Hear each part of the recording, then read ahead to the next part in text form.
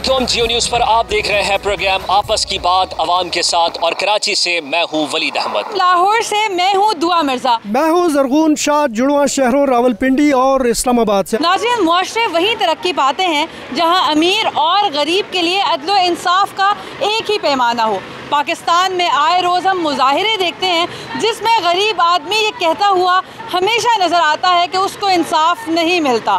इंसाफ की राह में अगर रोड़े अटकाए जाएं तो अदालतों पर से एतमाद ख़त्म हो जाता है, मायूसी जन्म लेती है और जराइम सर उठाने लगते हैं। इसमें कोई शक नहीं कि पाकिस्तान के अदालती निज़ाम में खामियां हैं, पेचीदगियां हैं, इसमें मसाइल हैं, और इस बात का एतराफ़ अदालतों की तरफ से भी होता रहा। साबिक़ चीफ जस्टिस आसिफ सईद खोसा का ये बयान सामने आया एक बार के 4000 जजेस 19 लाख केसेस का फ़ैसला नहीं कर सकते। ये बात 2018 की है। अब मुकदमात तकरीबन 21 लाख हो चुके हैं और जजेस की तादाद वही 4000 के लगभग है। पाकिस्तान के अदालती निज़ाम से, पाकिस्तान के इस अदालती इंफ्रास्ट्रक्चर से लोगों को क्या शिकायत हैं, लोगों को क्या मसाइल हैं, किन किन मुश्किलात का सामना करना पड़ता है लोगों को जब वो अदलिया की चौखट पर आते हैं, जब वो अदालत का दरवाज़ा खटखटाते हैं। आइए ज़रा लोगों से जानते हैं।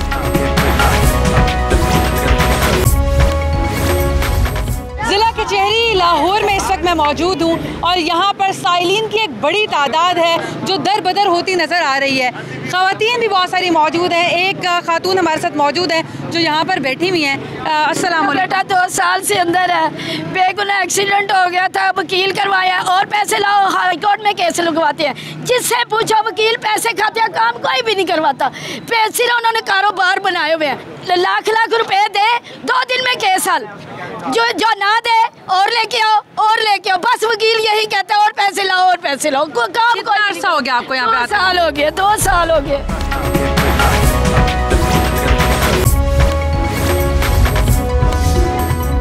ये आपके हाथों में हथकड़ियाँ हैं, क्यों? ये हथकड़ी इसलिए है कि मैं इस मुल्क का शहरी हूँ और पाकिस्तानी हूँ। पाकिस्तान में हर सिटीज़न के फंडामेंटल राइट्स बिल्कुल सस्पेंड हैं। जो कुछ आपको नज़र आता है वो सारे का सारा एक मनोवरिंग है और सब का सब झूठ है।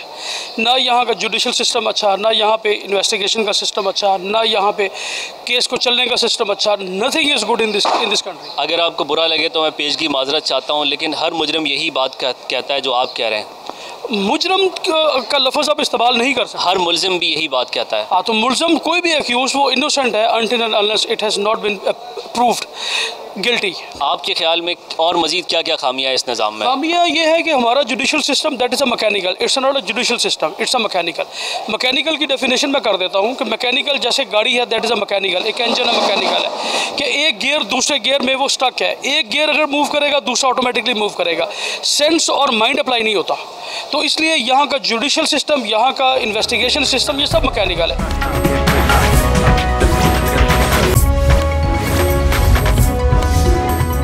आप रावलपिंडी कचहरी में किस केस के सिलसिले में आए और आपको मुश्किलात क्या है? हजूर, हमारा ये बंदोबस्त 1982-83 में रकबा जो मिसलकियत में नामों का इंदराज जो गलत हुआ है, तो जो 24-25 की मिसलकियत है उसके मुताबिक वो रिकॉर्ड दुरुस्त करवाने के लिए दरख्वास्तें दे कर आज मुझे तकरीबन 22 साल से ज़्यादा पीरियड हो गया है।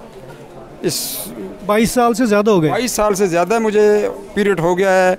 जब अदालत में जाते हैं तो वो भी कहते हैं आपका केस नहीं बनता है, जबकि रिकॉर्ड के मुताबिक जद्दी पुश्ती हम उन रकमों के ऊपर मालिक और काबज़ आ रहे हैं। तो गुज़श्ता 22 साल से आप क्या कर रहे हो? अदालतों के चक्कर ही लगा रहे हो? बस चक्कर ही लगा रहे हूँ अदालतों के, बस इधर से डायरी नंबर ले लो, उधर दे दो। अब मैंने एंटी करप्शन में भी दरख्वास्त दी है, वो भी मुझे डायरी नंबर ही मिला है। कमिश्नर को दरख्वास्त दी है, वो भी डायरी नंबर ही मिला है। इंसाफ नहीं मिला? मतलब इंसाफ मुझे किसी जगह से नहीं मिला, सिर्फ डायरी नंबर मिलता रहा है।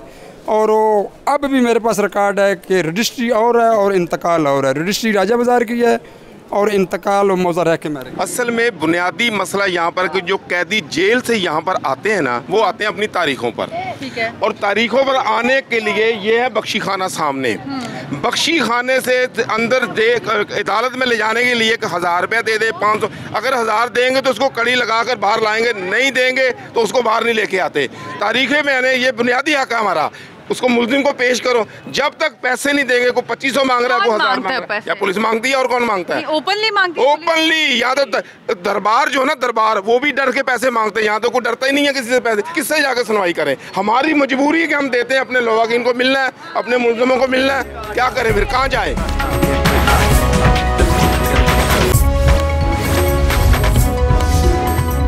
जब एक आम आदमी अदालत का दरवाज़ा खटखटाता है और इंसाफ तलब करता है तो उसको किस तरह के मसाइल का सामना होता है, ये बताइए। बिस्मिल्लाहिर्रहमानिर्रहीम। सबसे पहले बात तो ये है कि यहाँ अदालत में जो कोई भी आता है तो ऐसा खुशी से कोई मस्ती की वजह से नहीं आता है, उसको मसाइल होते हैं तो अपना वो तमन्ना लेके आया होता, आरज़ू होती है उसकी, यानी मैं अदालत में जाऊंगा, अदालत का दरवाज़ा खटकाऊंगा तो मुझे इंसाफ मिलेगा। तो जब यहाँ पहुँच जाता है तो उसको जो है ना इंसाफ तो मिलना कुजा है, वो कभी मिलेगा या ना मिले, या रिज़्क़ को या नसीब। लेकिन यह है कि ये कभी जज साहिब नहीं होता है और कभी जो है ना मतलब वकील की तरफ से भी जो है ना नागा हो जाए तो आदमी परेशान, वो इस हाल में पहुंच जाता है कि वो बोलता है कि मैं अदालत में आना ही नहीं था, मुझे जो है ना वहीं जो है ना कहीं जरगा सिस्टम में बात करनी चाहिए थी, अदालत में आना नहीं चाहिए था। तो अदालत में उसको बहुत सारी परेशानियां जो है ना सामना करना पड़ता है। जी, आप ये बताओ कि आप अदालत आए हो तो आपके ख्याल में इंसाफ की जो फ्राहमी है उसमें आपको मुश्किलात क्या है इस वक्त? सर जी, हमारा पहले मुश्किलात तो यह है कि यहाँ पे सारा इंग्लिश सिस्टम चलता है, कागज़ों में, कार्रवाई में जितना भी इंग्लिश, हालांकि अदालत ने इससे पास भी कराया अपना और उर्दू ज़बान को। हम अपने पाकिस्तान में रहते हैं, हमारा केस जो है ना हमें पता नहीं कि क्या हो रहा है। क्या केस क्या है? केस ज़मीन का केस है, 2-2.5 करोड़ की ज़मीन। कितने अरसे से चल रहा है? ये तकरीबन 2-2.5-3 साल हो गए। तारीख पे तारीख मिलते हैं, वकीलों को मिलते हैं तो वकील भी जो है ना मैं उस तरह से फ़ायदा नहीं दिला सकते जो हम चाहते हैं इंसाफ अपना। तो 2-3 सालों से आप अदालत के चक्कर लगा? अदालत के चक्कर काट रहे हैं और साथ में धमकियाँ मिलती हैं हमें। तो हम चाहते हैं कि हमारा कम से कम, हमें और कुछ नहीं चाहिए, ये इंग्लिश जो यहाँ पे लिखाई पढ़ाई है इसको ख़त्म करें, हमारी अपनी उर्दू ज़बान में आए ताकि हम अपना केस को समझें। एक सिंपल सा केस है, एक सिम कार्ड पर किसी ने पैसे मंगवाए और जब वो सिम कार्ड लोकेट हुआ तो वो एक ऐसे शख्स का था जो भट्टे पर काम करता है। 4 साल गुजर चुके हैं, तारीख पर ये आते हैं लेकिन अब तक मसला हल नहीं हुआ। क्यों मसला हल नहीं हो रहा? बड़ा सिंपल सा काम जी, जेड़े वकील करना वो कहता पैसे दे, पैसे ना हो तो ना का वकील भी टुरन। कितने पैसे लगा चुके हो अभी तक? 70-80 हज़ार रुपया ला चुका मैं। पहले वकील किया है वो उधर कचहरियाँ च, फाटक कचहरियाँ च, उन्हें 70-80 हज़ार रुपया तो नहीं लै लिया, तो उन्हें क्या 10 हज़ार और दे। मैं अभी हूँ ना हूँ तो मैं कि बच्चा मेरा बीमार है, बीवी मेरी बीमार हैगी थी, वो हूँ भी मदई आया तो कहता पैसे दे। तो जिस वकील ने 70 हज़ार रुपये लिए हैं वो सॉल्व अभी तक क्यों नहीं हो सका? क्यों हल नहीं हुआ केस? वो कहते पैसे और देवेगा तो अगर फिर असी केस तोड़ देंगे। 4 साल हो गए? हाँ जी, पहले 1 साल तो मैंने पता ही लगा भी केस होया कि नहीं मेरे तो।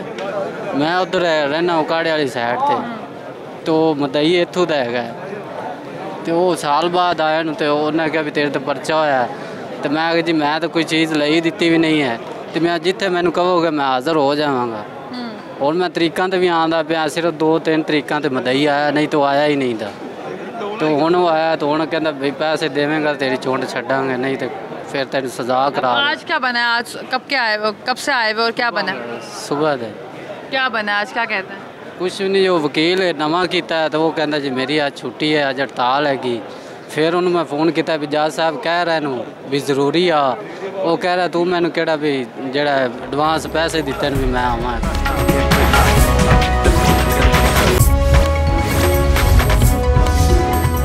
किस सिलसिले में आना हुआ है यहाँ पर? जी शुक्रिया, ये जनाब प्रॉपर्टी केस है, मेरे साथ फ्रॉड हुआ है। तकरीबन 4 साल से यहाँ मैं रगड़ाई कर रहा हूँ। बेसिकली बलुस्तान तुरबत गवादर से में ताल्लुक़ है। एक प्रॉपर्टी मैंने लिया था तकरीबन 4 साल पहले, तो बीवी और शोहर के जुगाड़ की वजह से आज हम फंसे हुए हैं। आज तक अभी तक इंसाफ नहीं मिल रहा है। आज हमारा डेट तक गवादर से मैं आया हूँ तो वकील साहब के साथ बैठा हुआ हूँ। फिर आगे तारीख, पाकिस्तान का आपको पता है तारीख ही तारीख। 4 साल से आप इधर ही आ रहे हैं या फिर मुख्तलिफ अदालतों से होते हुए आप यहाँ तक पहुँचे, सिटी कोर्ट तक? जी जनाब, देखें बेसिकली ये थे कि मैं इसी अदालत सिटी कोर्ट से ही शुरू किया, लेकिन मेरे साथ हुआ फराड। मैंने एक प्रॉपर्टी लिया हुआ था तकरीबन 4-5 साल पहले, 4 साल तक मैं उधर रिहाइश कर रहा था। तो अचानक ना नोटिस ना कोई चीज़, यहाँ अदालत ने पुलिस भिजवा के ताले तोड़ के कब्ज़ा कर लिया। जब मैं यहाँ आया अदालत को कहा भाई ये घर का प्रॉपर्टी का मालिक तो मैं हूँ, ना मुझे कोई नोटिस मिला ना कोई मामला बताया गया। इसी मेरे साथ फराड हुआ। शोहर और बीवी का फराड था, बीवी से मैंने खरीद दिया, शोहर अभी मुझे डिमांड कर रहे हैं आप दोबारा मुझसे ले लें। तो 4 साल से ये केस आपका चल रहा है, कोई नतीजा नहीं निकल पाया? बिल्कुल नतीजा कोई है ही नहीं। अभी बस हम उम्मीद भी हार चुके हैं।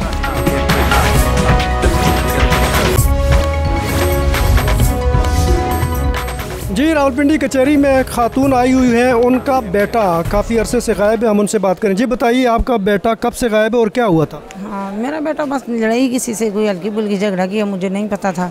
तो 8 महीने हो गए जेल में। तो कोई इतना बड़ा बात भी नहीं है, 16-17 साल इसकी उम्र है। बस किसी से लग गया, लड़ाई की है। तो ये सुनने पे कहते हैं कि मुझे तो खास नहीं पता होता, मैं काम पे होती हूँ। लोग आपको कोई पता नहीं वो किधर? नहीं पता, जेल में। अब पता चल गया जेल में। कौन सी जेल में? ये अडयाला जेल में। आप मिली हैं उससे? हाँ जी, इधर पेशगी पे आया, मिली हूँ। अच्छा जी। तो केस क्या है? केस उन्होंने, उसने तो लड़ाई की, उन्होंने चोरी का केस डाल दिया।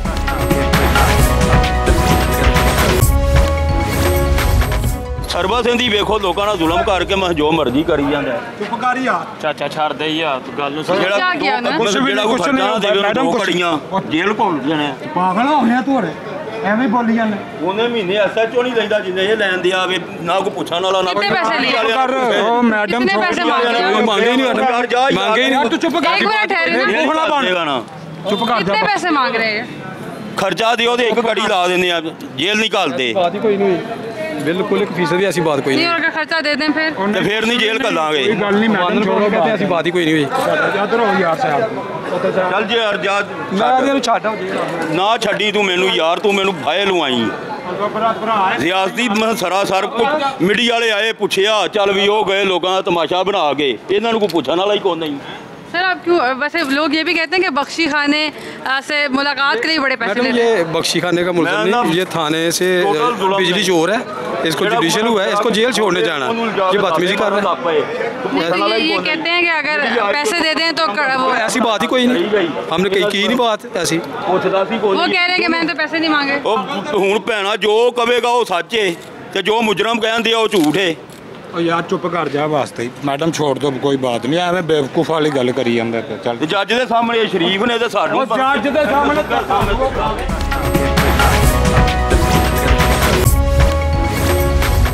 जो ज़्यादा बड़ा मसला नहीं है वो मसला ज़्यादा आसानी से हल हो जाता है अदालत में। क्या मसला था आपका? सर हमारे डॉक्यूमेंट्स जो थे मिस हो गए थे, तो हमने उसकी 2 कॉपी के लिए। किस चीज़ के डॉक्यूमेंट्स? घर के। तो उसकी CTC के लिए अप्लाई किया था, तो फिर यहाँ पर आए तो बोल रहे हैं कि पैसे लगेंगे।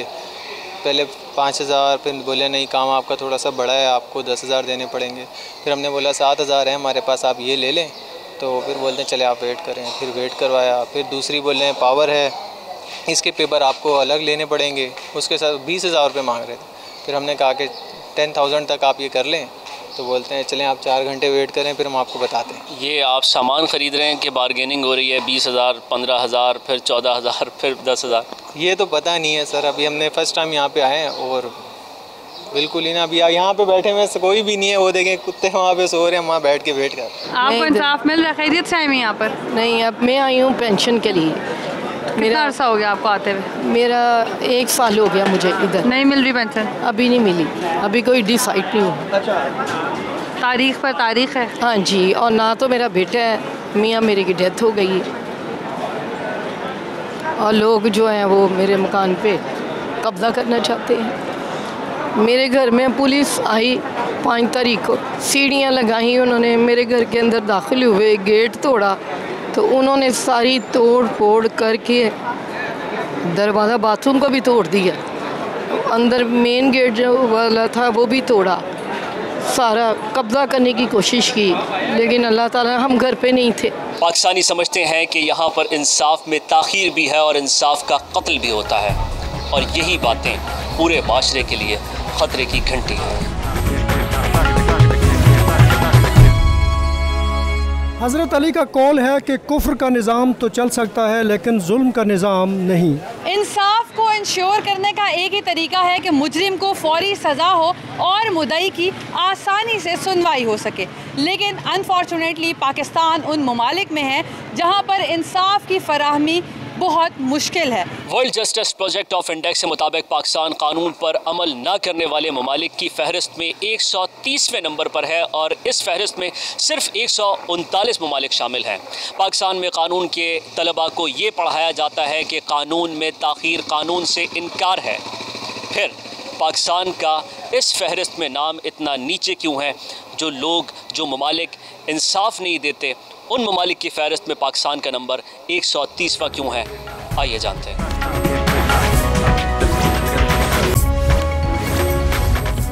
दुनिया की जो इंसाफ फ्राहम करने वाले ममालिक हैं उनकी फ़हरिस्त में हमारा नंबर बहुत नीचे है। इवन हम जनूबी एशिया में बहुत नीचे हैं।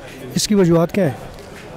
एक्चुअली करप्ट प्रैक्टिसेस जो है कोर्ट्स में बहुत ज़्यादा है, जिसकी वजह से इंसाफ की फराहमी जो है वो, मैं ये तो नहीं कहता कि मुकम्मल तौर पे ख़त्म है।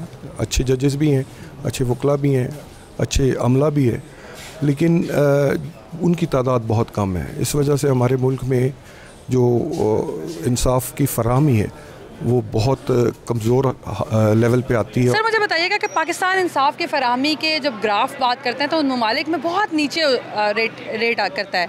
क्यों, ऐसा क्यों है? अनफॉर्चुनेटली हमारा सिस्टम डेवलप नहीं है। हमारा सिस्टम कैप्चर्ड है। It is captured by the institution head.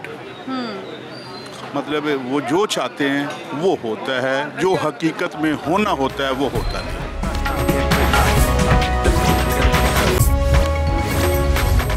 Pakistan इंसाफ फराहम करने वाले ममालिक की फहरिस्त में 139 ममालिक में 130वें नंबर पर है। आपके ख्याल में क्या वजूहत हैं इसकी?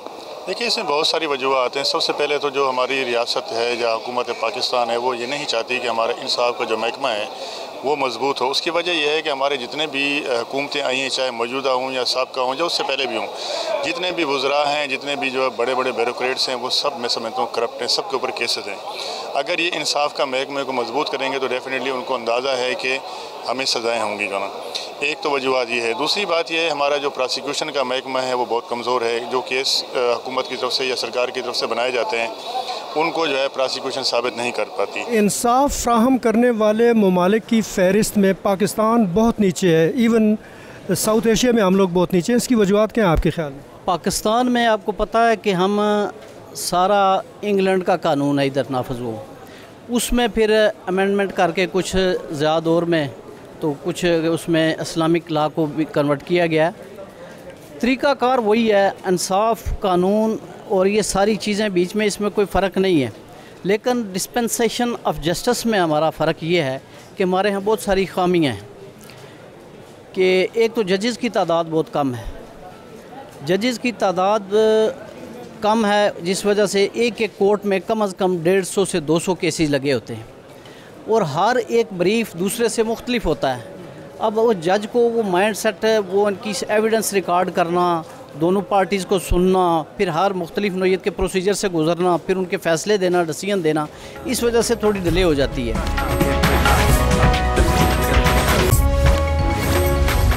सर पाकिस्तान उन ममालिक में से है जहाँ पर इंसाफ की फराहमी मुश्किल है, यानी पाकिस्तान का ग्राफ बहुत नीचे है। क्या समझते हैं क्यों? पूरा एक सिस्टम है ना कि ये देखें ना, थाना है, कचहरी है, अदालतें हैं और हर जगह पे जो है वो आपको पता है कि फिर लोगों के साथ क्या होता है। और इतने ज़्यादा स्टेक्स हैं, ये जितने मैं स्टेक होल्डर्स बता रहा हूँ ना, सारे स्टेक होल्डर्स हैं। अदालतें हैं, कचहरी है, वो कला साहबान हैं, पुलिस वाले हैं। तो वो जो क्लाइंट यहाँ बेचारा आता है उसकी जो फिर दरगत बननी होती है तो वो तो बड़ा बनती है और बनती है दरगत, और ये बड़ा मुश्किल काम है। इसको मैं मिसाल दिया करता हूँ कि वो सबसे बड़ा जो एक कॉमन अगर निकाले ना तो डिले है। डिले सबसे बड़ा क्लाइंट को जो है ना इससे गिला, वो बाकी चीज़ों तो डिटेल में लग जाएंगे। वकील साहब ये बताइएगा कि पाकिस्तान में अदालती निज़ाम की जो खामियाँ हैं वो क्या बुनियादी खामियाँ हैं? देखिए, खामियाँ हर जगह होती हैं, सिर्फ अदालती निज़ाम में ही नहीं है। हमारा मसला ये है कि ये अंग्रेज़ों का बनाया हुआ कानून आज तक चल रहा है। आज के जदीद दौर के तकाज़ों के मुताबिक हमने इसमें कोई चेंजेस नहीं किए हैं, कोई अमेंडमेंट्स नहीं किए हैं। हमारे यहाँ जो लॉ मेकर्स हैं उनके लिए ऐसी कोई कंडीशन नहीं है कि वो लॉ ग्रेजुएट्स हों या लॉ जानते हों, वो लॉ बनाते हैं। कोर्टों का काम तो उसकी इंटरप्रिटेशन है। जब लॉ बन रहा होता है उसमें हमारे लीगल की टीम होनी चाहिए, हमारी बार्स को इन्वॉल्व करना चाहिए उसमें, क्योंकि बार ज़्यादा बेहतर जानती है जो आम वकील को क्या परेशानी है और लॉ में कहाँ कहाँ किस तरह का सुकम है जिसको दूर करना चाहिए, क्योंकि जो लिटिगेंट्स हैं और जो आम आदमी है सफ़र वो करता है। प्रोविजन ऑफ जस्टिस की जो इंटरनेशनल रैंकिंग है उसमें हमारा मुल्क बहुत नीचे है, इसकी वजूहत क्या है? इसकी बहुत सी वजूहत हैं। एक तो जो केसेस हैं, बोगस केसेस हैं, और जो इसमें आप लिंगर ऑन करते हैं केसेस को वन साइड से दूसरी साइड से, तो वो डिले जो आ रहा है वो हमारी रैंकिंग को नीचे लेके आ रहा है। मेरे लिहाज से तो एक वजह इसकी ये है कि एक तो बोगस केसेस जो हैं, जो पेंडेंसी है बोगस केसेस की, और सेकेंडली जो डिले किया जाता है बोथ पार्टीज़ की तरफ से, वो डिले इन जस्टिस जो है वो हमारी रैंकिंग को नीचे लेके आ रहा है, और डिस्पोजल हमारा उतना ही स्लो होता जा रहा है जो होना नहीं चाहिए था। जो बोगस केसेस हैं, बहुत सी प्रोविज़न ऐसी हैं जो कोर्ट अगर समझती है पहले केस को देखते हुए कि अगर ये बोगस केस है तो वो खारिज कर सकती है, लेकिन वो पेंडिंग रहते हैं, सालों साल चलते रहते हैं और इंसाफ का मेयार उतने नीचे आता है। तो बोगस केस है, फ़र्ज़ किया एक बंदा जो जिसने दावा किया हुआ है और एक बंदा ऐसा है जिस पे कोई एलिगेशन लगा है, तो जिस पे बोगस केस में एक एलिगेशन लगा है वो तो खामखा सफ़र नहीं करता? वो सफ़र करता है, लेकिन हमारा जो जस्टिस सिस्टम है और जो कानून साजी हुई है, फ़र्ज़ करें अगर मैंने एक केस किया है उसमें आफ्टर रिकॉर्डिंग ऑफ एविडेंस उस चीज़ को साबित होना है, तो वो रिकॉर्डिंग ऑफ एविडेंस जो है वो टाइम लेगी, टाइम कंज्यूम करेगी, और उस टाइम कंज्यूम करने में जो उस बंदे को जो जिसके अगेंस्ट ये केस है वो तो सफ़र करेगा।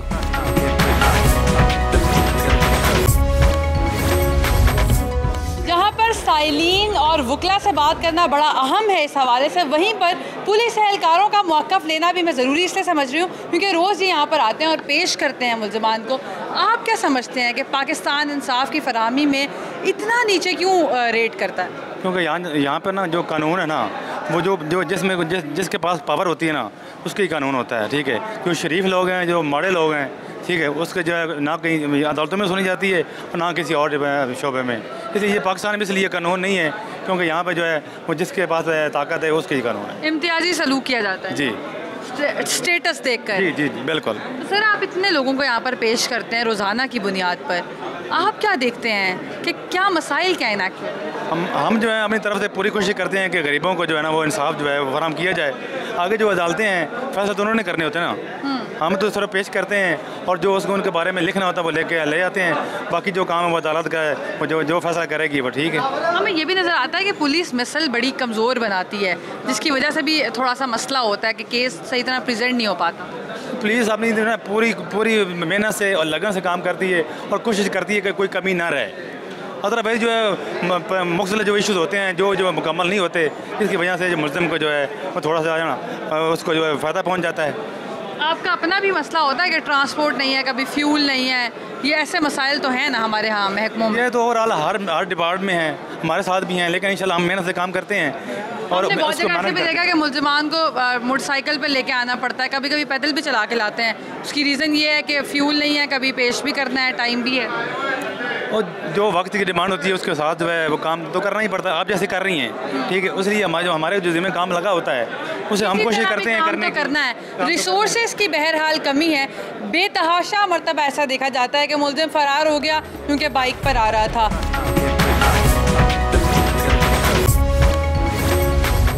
आप वकालत के शोबे से वाबस्ता हैं, आप लोगों को ज़्यादा इल्म होगा कि क्या वजूहात हैं कि केसेस में ताख़ीर होती है और जो अदलिया के मसाइल हैं वो क्या बुनियादी मसाइल हैं? देखें, इसमें अदलिया का सबसे बड़ा मसला जो है वो है स्टाफ का, ठीक है, और इसी वजह से जो है ना केसेस पेंडिंग रहते हैं क्योंकि स्टाफ ना होने की वजह से। अब ज़ाहिरी बात है एक अदालत है, उसके सेशन अदालत में 100 के हिसाब से केस हैं, तो ज़ाहिरी बात है पूरे दिन में कितने केसेस चलेंगे। तो सबसे बड़ा इसमें इशू यही है कि एक तो कोर्ट चैम्बर्स हैं, अभी तो माशाल्लाह खैर नई बिल्डिंग्स बन गई हैं उसमें, काफ़ी हद तक ये मसले कवर हो गए हैं। इसके बावजूद बहुत से केसेस पेंडिंग में रहते हैं। तकरीबन मुल्क भर में कोई 21 से 22 लाख केसेस पेंडिंग है। लेकिन इस सब के बावजूद, अगर से आप कह रहे हैं जजेस की तादाद कम है, पर फिर भी गर्मियों की छुट्टियां होती हैं और जो दीगर वीकेंड्स हैं वो भी, तो ये तो बेहतर हो सकता है। कम से कम ये जो 2 महीने की छुट्टियाँ होती हैं गर्मियों की, इसको तो ख़त्म किया जा सकता है। देखें, इसमें मैं आपको एक बात बोलूं, अब आप जो छुट्टियों की बात कर रहे हैं, अब देखें जो जजेस हैं हमारे, उनके ऊपर भी एक बहुत बड़ा बर्डन है, सही है। तो इसमें मैं ये भी कहूँगा कि उनके लिए भी थोड़ी आसानी की जाए। अब वो भी बेचारे 9 to 5 अपनी पूरी ड्यूटी करते हैं, बैठे रहते हैं। बात वही आ जाती है कि ज़ाहिरी बात है, जब एक चीज़ स्टाफ होगा, पूरा होगा, उन्हें एक चीज़ सहूलत होगी, तो वो तो बेचारे अपने बैठे रहते हैं, केसेस चलाते हैं। मगर उसमें ये होता है कि आपकी बात बिल्कुल सही है कि कोर्ट्स की जो है ना, कोर्टें कम हैं। अगर उन कोर्टों में जजेस ज़्यादा हों, बर्डन कम हो जितना भी जजेस पे, तो उतना ही हमारा जो मेयार अच्छा हो। मेरे साथ वो मुंशी मौजूद है जो वकीलों की बार में होते हैं, तो राज की बातें तो यही बता सकते हैं। सर, मुझे ये बताएं कि पाकिस्तान उन ममालिक में बहुत पीछे है जहाँ पर इंसाफ आसानी से मिल सके, ऐसा क्यों है? सरमायादार जब ब्यूरोक्रेट में फाड़ दो, पाकिस्तान सही हो जाएगा। ਇੱਥੇ ਗਰੀਬ ਦੀ ਕੋਈ ਸੁਣਾਟੀ ਨਹੀਂ, ਜਿਹੜਾ ਇਨਸਾਫਾ ਦਿੰਦਾ ਇਹ ਸਾਡੇ ਵਕੀਲ ਆ ਨਾ, ਹੁਣ ਇਹ ਪਤਾ ਨਹੀਂ ਸਾਡੇ ਨਾਲ ਕੀ ਕਰਨਾ, ਰੱਬ ਦੀ ਸੁਣਦਾ। ਹਾਂ, ਵਕੀਲ ਸਾਡੇ ਨੇ ਉਹ ਆ ਕੇ ਕੁਛ ਨਹੀਂ ਮਾਰਦੇ, ਬੂਹੇ ਬੰਦ ਕਰੋ, ਬੂਹੇ ਬੰਦ, सब पैसे तो नोट दी ऐसी हैगी है हुकूमत। जी ये बताइए कि इंसाफ देने वाले ममालिक की जो फहरिस्त है दुनिया में, उसमें हम बहुत नीचे हैं, इसकी वजूहत क्या है? इंसाफ देने वाले ममालिक इसलिए कि हमारी जुडिशरी ऐसी है, यहाँ तो सिर्फ डेट्स ही मिलती हैं। क्योंकि बींगा मैं वकील, मैं ख़ुद भी इस चीज़ में हूँ और मैं आपको क्लियरली बता सकती हूँ कि ऐसा ही है कि केसेस पे भी डिपेंड करता है, लेकिन ये है कि वो फिर इनकी डेट्स, फिर उसके बाद कोर्ट के प्रॉपर स्टेप्स होते हैं। जो सिविल मैटर हैं उनमें देर से होते हैं फैसले, बाकी तो ठीक है, होता है हमारा। तो लोगों को किन मुश्किलात से गुजरना पड़ता है इस वजह से? मोस्ट प्रोबेबली तो जजेस चेंज हो जाते हैं, फाइलें इधर से उधर हो जाती हैं। सारा मसला ये है कि जैसे ही वो शुरू होता है एक स्टेप, एक फ़ाइल एक वकील की नज़र से, जज की नज़र से गुजरती है। प्रोसीजरल डिलेज है आपके? हाँ जी, प्रोसीजर डिले है। प्रोसीजर डिले इसलिए कि एक बहुत ज़्यादा स्ट्रेंथ हो चुकी है केसेस की, इतनी ज़्यादा स्ट्रेंथ के मतलब 200+ केसेस एक दिन में लगे होते हैं, ठीक है। और वो फाइल जो एक वकील की नज़र से, एक जज की नज़र से गुजर रही है, 6 महीने 4 महीने बाद जज चेंज हो जाता है, तो फिर वो एक नए जज को नए सिरे से सब कुछ देखना और वो सब कुछ करना। एक साइल जब यहाँ पर आता है और इंसाफ मांगता है, तो उसको इंसाफ क्या इतनी जल्दी मिल जाता है? नहीं, जल्दी तो नहीं मिलता है। यहाँ पर तो जो आप हालात देख रहे हैं और जिस तरह का हमारा निज़ाम इंसाफ है, इसमें तो बहुत बेहतरी की ज़रूरत है। अंग्रेज़ों ने अच्छा बनाया था, हमने रफ्ता रफ्ता इसे ख़राब कर दिया है। अंग्रेज़ों ने बनाया था 150 साल पहले, अब तो जिद्दत आ गई है, नए कानून बनने चाहिए, कानूनी इस्लाहात होनी चाहिए। जी, इसके लिए डेमोक्रेटिक प्रोसेस चलना चाहिए। जब जमहूरियत मजबूत होती है तो सियासी इदारे मजबूत होते हैं, जब सियासी इदारे मजबूत होते हैं तो कानूनी इदारे मजबूत होते हैं, निज़ाम इंसाफ मजबूत होता है, मुस्तहकम होता है, तवाना होता है और उसमें जिद्दत आती है, उसमें तब्दीली आती है। और वो ख़ास बात उसकी ये होती है कि बरह रास्त वो आवाम के मुफाद से बहस करता है, आवाम का मुफाद को कंसिडर किया जाता है। अब यहाँ पर चूँकि जमहूरियत ही ऐसी है, लूली लंगड़ी और अंधी बैरी और लंगड़ी भी है वो, तो अब इस सारी सूरत हाल में आप निज़ाम इंसाफ को कैसे बेहतर कर सकते हैं? इसके पीछे जो मोहरक़ात हैं कि अगर कोई चीज़ ख़राब है तो उसके पीछे बहुत सी वजूहात होती हैं जिसकी वजह से वो चीज़ ख़राब होती है। मैडम, मुझे ये बताइएगा कि पाकिस्तान में सिस्टम है, पुलिस है, अदालतें हैं, लेकिन इंसाफ की जब बात होती है तो पाकिस्तान उन ममालिक में है जहाँ पर इंसाफ बहुत मुश्किल से मिलता है, आसान इंसाफ नहीं है। तो पाकिस्तान का ग्राफ इतना नीचे क्यों है? इसका जवाब तो यही है कि हर शख्स करप्ट है और सीने में ईमान नहीं, और ईमान की कमज़ोरी है और पैसे की लालच है। यही है। खैरियत से आए हैं यहाँ पर? हमें भी इंसाफ नहीं मिल रहा, इसीलिए आई हूँ। कितना अरसा हो गया है? साल हो गया मेरे भाई ने मेरे से मेरा स्कूल भी, घर भी, यहाँ तक के पहनने के कपड़े तक छीन लिए हुए हैं और अभी तक इंसाफ नहीं मिल रहा। साल हो गया। केस आपने किया, अदालत तक पहुँच गई, हाँ, क्या कहते हैं? पुलिस ने कोई तावन नहीं किया, पुलिस की वजह से। पुलिस कोई इन्वेस्टिगेशन सही नहीं करती। अच्छा, और उसने उल्टा मेरे पर केस किया हुआ। अच्छा, हाँ जी। तो आपको पता है कि ख़वातीन के लिए खातून मोतसिब भी हैं इस काम के लिए? वहाँ उस अदारे में भी गई हूँ, कुछ नहीं किया।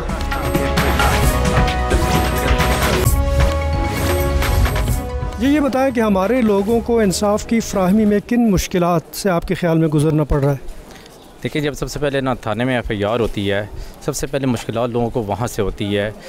FIR होने के बाद IO जब यहाँ पे चालान जमा कराता है, चालान को मंजूर कराने के भी पैसे लगते हैं। यहाँ पे चालान तब मंजूर होगा कि जब यहाँ पे कुछ दे दिला के ना मंजूर होता है। यहाँ पे ऐसे गरीब लोग होते हैं कि वो केस वगैरह छोड़ जाते हैं। जैसे डकैती केस होता है, यहाँ पे आप जितने भी डकैती केसेस ले लें बहुत कम सज़ा होती है। उसकी वजह क्या होती है कि मुद्दई पीछे नहीं आते, वकील को अफोर्ड नहीं कर सकते।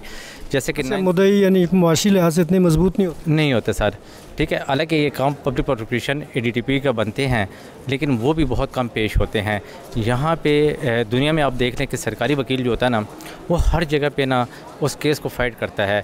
यहाँ पे जब मुद्दई नहीं चलाना होता है केस को, थाने से लेके अगर यहाँ पे खुदा ना करे किसी का कोई डेथ हो जाती है, अगर वो पोस्टमार्टम रूम के बाहर भी है तो पोस्टमार्टम के वहाँ भी खर्चा देना पड़ता है। तो डेड बॉडी आप 10 से रिकवर कर सकते हैं, पोस्टमार्टम जल्दी होगा। फिर उसके बाद जो जिसने नक्शा बनाना है वो भी खर्चा मांगता है, कुछ ना कुछ उसको देना पड़ता है। वो कहेगा यार मैं पास से नहीं कर सकता, फिर IO ने मौका जाके देखना होता है। यहाँ पे बहुत ज़्यादा मुश्किलात होती है। यहाँ पे ये प्रोसीजरल मुश्किलात आपके ख्याल में बहुत ज़्यादा है? मुश्किलात है। लोग ये समझते हैं कि शार्ट तरीका ये कि थाने में दे दिला के ख़त्म कर दो बनस्बत कोर्ट कचहरी के।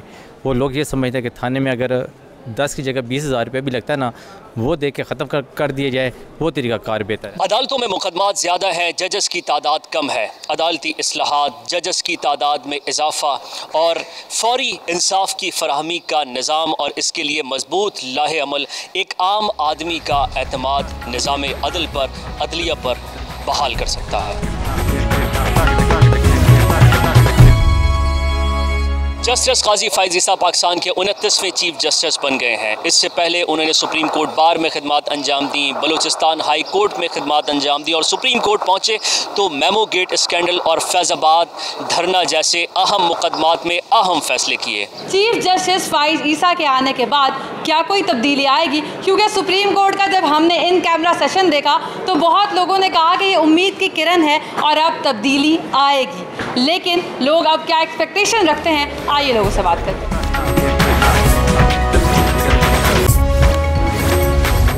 नए चीफ जस्टिस के आने के बाद क्या कोई उम्मीद है कि निज़ाम में तब्दीली आएगी? जी, सबसे पहले जो काजी फ़ाइज़ ईसा साहब आए हैं, उनके आने से जो ऑन कैमरा जो है वो एक पहली दफ़ा जो है वो सुप्रीम कोर्ट की प्रोसीडिंग आवाम ने देखी। आवाम को पता चला कि किस तरह से जो है वो कितने जस्टिस हैं सुप्रीम कोर्ट में और किस तरह से वहाँ पे निज़ाम चल रहा है। सेकेंडली, उन्होंने जो आते ही एक बहुत बड़ा प्रोटोकॉल लेने से इनकार कर दिया जो चीफ जस्टिस का था। उन्होंने एक छोटी गाड़ी इस्तेमाल की और दूसरा उन्होंने एक यकीन दहानी कराई है आवाम को, जिससे एक आवाम के अंदर जो है एक मोटिवेशन आई है कि आपको जो है वो फौरी तौर पर इंसाफ मिलेगा और जल्द इंसाफ मिलेगा।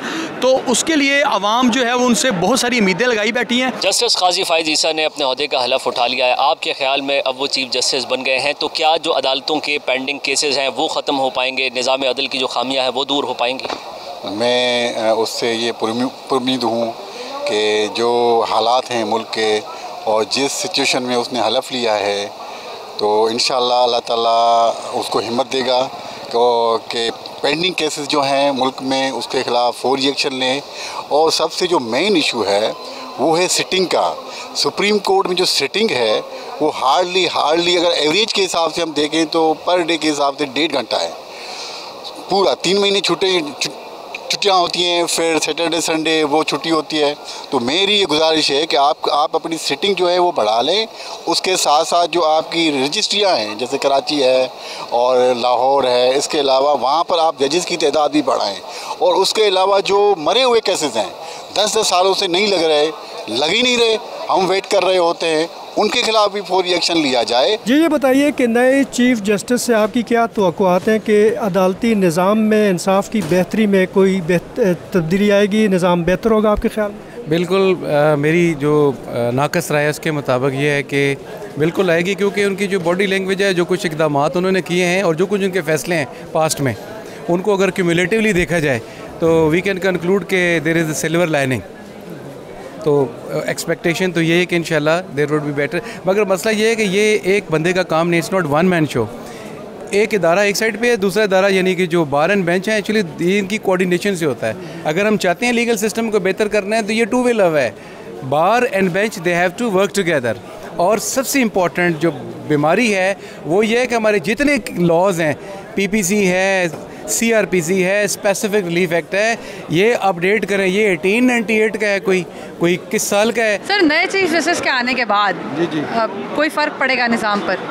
उम्मीद है कोई तब्दीली की?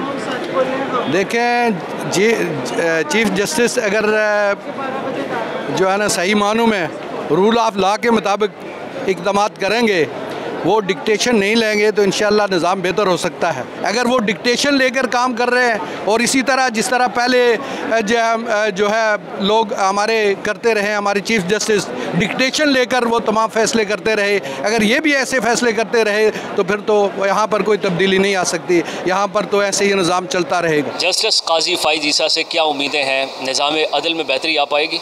एक अच्छा जो है साइन है चीफ साहब की हैसियत से काजी साहब के आने का। एक मामला ये भी है कि सियासी जंगें लड़ी जाती हैं अदालत के अंदर, तो क्या इसकी वजह से जो पेंडिंग केसेस हैं वो पेंडिंग पर ही नहीं रह जाते और इसकी वजह से अदालतों में जो ज़ेर इल्तवा केसेस हैं वो मज़ीद इल्तवा का शिकार नहीं होते?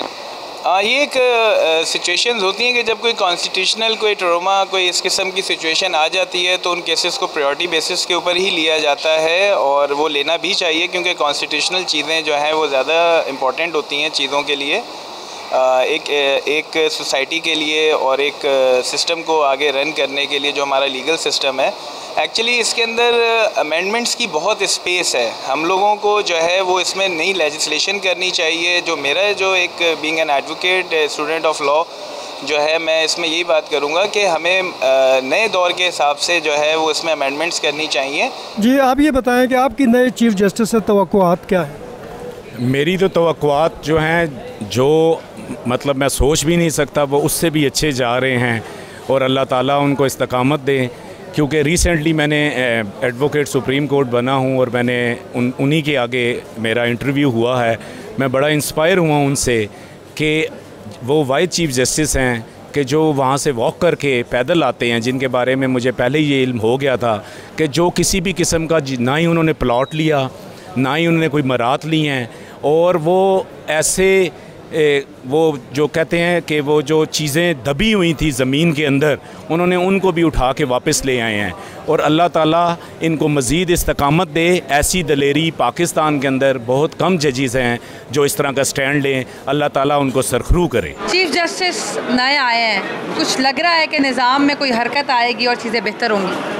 लग तो रहा है कि बेहतर होंगी चीज़ें, लेकिन अभी तक जो है अदालती निज़ाम का सिस्टम बहुत ख़राब है और हमारे लिए कोई ऐसा अपीलें जो हैं वो अरसे दराज से पड़ी हुई हैं जो डिसाइड नहीं हो पा रही। बस इनसे हमारी रिक्वेस्ट यही है जस्टिस साहब से कि काजी फ़ाइज़ ईसा से कि आप जस्टिस स्पीडी करें, हाई कोर्ट के जो ट्रायल्स हैं उनको स्पीडी किया जाए और ये जो मामलात सियासी मामलात चल रहे हैं इनको वाइंड अप किया जाए और मुल्क के हालात बेहतर किए जाएं। जस्टिस काजी फ़ाइज़ ईसा आपके ख्याल में अदालती निज़ाम को बेहतर कर पाएंगे, जो इसकी खामियां उनको दूर कर पाएंगे? जब भी किसी को इख्तियार और इख्तियार मिलता है तो वो किस मामलात में किस तरीके से सामने आते हैं, तो आपके सामने ये पहले शख्स हैं जिन्होंने आते के साथ ही गार्ड ऑफ ऑनर लेने से भी इनकार किया, ख़ुद अपनी गाड़ी में आके मिसालें कायम की। और सबसे बड़ी बात हमारी हिस्ट्री ये रही है कि हर शख्स इख्तियार और इख्तियार चाहता है। मेरे साथ आप देख लें कि काजी फ़ाइज़ ईसा साहब ने आते के साथ ही पहले दिन क्या काम किया कि फुल कोर्ट रेफरेंस बना दी, जो कि तमाम सियासी पार्टियों का एक मुत्तफ़िक का उनसे जो है वो मुतालबा था। उन्होंने ना सिर्फ ये कि फुल कोर्ट रेफरेंस बनाया, वो फुल कोर्ट रेफरेंस है कि फुल कोर्ट जो बनाई फुल कोर्ट किस हवाले से बनाई, उसमें जो केस पेंडिंग है वो इसी हवाले से है कि चीफ जस्टिस के जो ये इख्तियार हैं सो मोटो लेने का और बेंचेस बनाने का, यानी कि कोड बनाने का जिसमें जजेस शामिल हों कि कौन सी बेंच में कौन कौन से जजेस शामिल हों, उसको वो शेयरिंग करना चाह रहे हैं। और वो कह रहे हैं कि ठीक है जी, ये तमाम जजेस मिलकर पर उसका फैसला कर दें। तो इंशाल्लाह ताला उम्मीद है कि एक नए बाब का इंशाल्लाह ताला, रोशन बाब का इंशाल्लाह ताला आगाज़ होने जा रहा है। सर, ये बताइए कि नए चीफ जस्टिस से इंसाफ की जल्द फ्राहमी के हवाले से आपकी तवक्कुआत क्या है?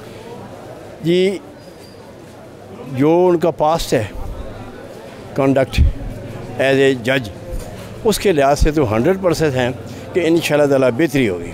कोई ऐसी चीज़ नहीं होगी जो कानून के खिलाफ जाए और जिसमें कोई इंसाफ को ठेस पहुँचे। नए चीफ जस्टिस आ गए हैं, क्या लगता है निज़ाम बेहतर होगा या यही फिर से ऐसे ही रहेगा? नहीं, उम्मीद तो है कि निज़ाम बेहतर होगा। नए चीफ जस्टिस आ गए हैं, ठीक है, उन्होंने कहा मैं आइन का और कानून की पाबंदी करूँगा। जब तक इस मुल्क में लेजिस्लेशन नहीं ना होगी, मुल्क का निज़ाम नहीं बदलेगा, उस वक्त तक लोगों को 30-30 साल से केस पेंडिंग पड़े हुए हैं। इसमें लेजिस्लेशन करनी है, जल्द और सस्ता इंसाफ मिलना चाहिए लोगों को, ठीक है ना। तो यहाँ पे अभी ख़ुद वो कह रहे हैं, जो फायज़ ईसा साहब आए, 60,000 केसेस पेंडिंग हैं सुप्रीम कोर्ट में।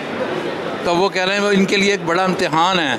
और जो जुडिशरी है, जुडिशरी में पॉलिटिक्स जो है ना, ये नहीं होनी चाहिए, ठीक है ना, कि ये जनाब नून लीग का है या ये PTI का जज है, ये पीपल पार्टी का जज है, ये इससे मुबर्रा होना चाहिए इनको। इंसाफ की फ्राहमी के हवाले से आज हमने जितने लोगों से बात की, उनमें अक्सरियत का यही कहना था कि पाकिस्तान की अदालतों में अगर प्रोसीजरल डिलेज़ इनको ख़त्म किया जाए और प्लस ईमानदारी से काम लिया जाए तो हमारा अदालती निज़ाम बहुत बेहतर हो सकता है। वकील और आवाम की अक्सरियत समझती है कि जस्टिस काजी फाइज़ ईसा के चीफ जस्टिस पाकिस्तान बनने के बाद पाकिस्तान का अदालती निज़ाम बेहतर हो जाएगा। इसके चेहरे पर, अदालती निज़ाम के चेहरे पर जो दाग धब्बे लग गए हैं वो ठीक हो जाएंगे।